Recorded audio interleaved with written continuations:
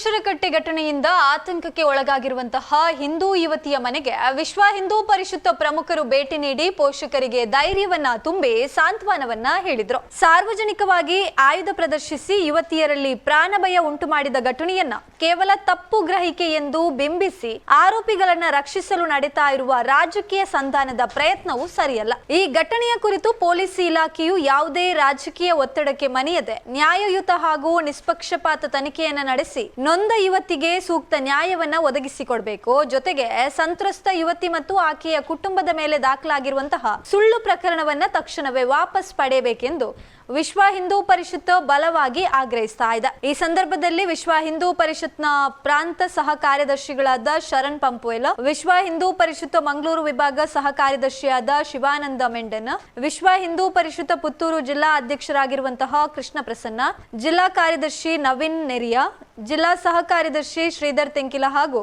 ವಿಶ್ವ ಹಿಂದೂ ಪರಿಷತ್ ಪುತ್ತೂರು ನಗರ ಪ್ರಖಂಡ ಅಧ್ಯಕ್ಷರಾಗಿರುವಂತಹ ದಾಮೋದರ್ ಪಟಾಲಿ ಉಪಸ್ಥಿತರಿದ್ದರು.